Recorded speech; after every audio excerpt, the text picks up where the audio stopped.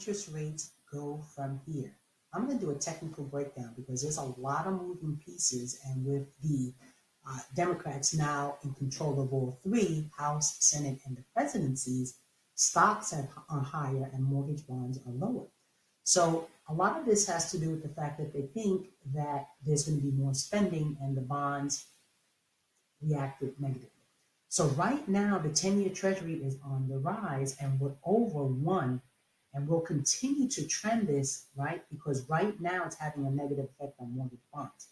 So as far, right, as eventually cutting back on their purchases, right, they will follow what they did in 2013 and 2014, where they tapered it off to not shock the market. So that was called quantitative easing.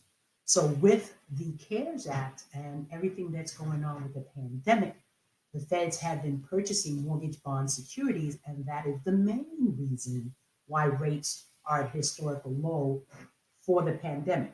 Prior to the pandemic, we were moving in that direction.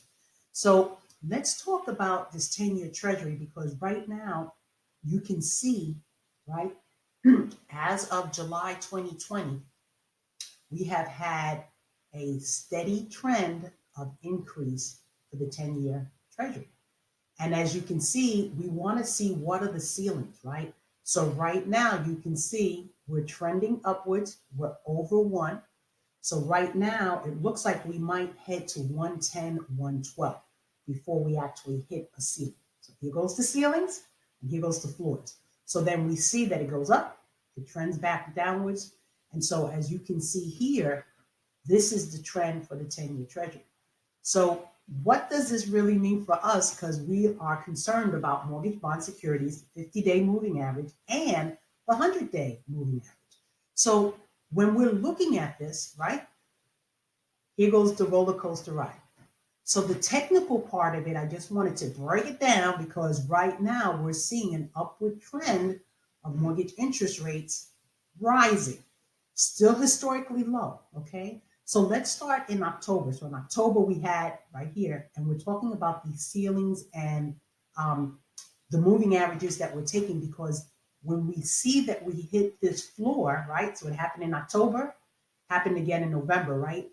And then we had this morning star here, which means it went up and then it, right? It went up and then it went down.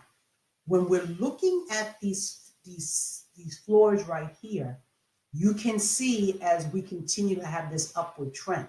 So right now we're being challenged again with a floor. So we had this upward swing, right? Which is the hanging man that gave us all of this information, and then we declined, okay? So now we're continuing to move lower, and the question at hand is the 100-day moving average has been staying steady, but if the 10-year Treasury continues to move upwards, then as of now, it is a negative impact.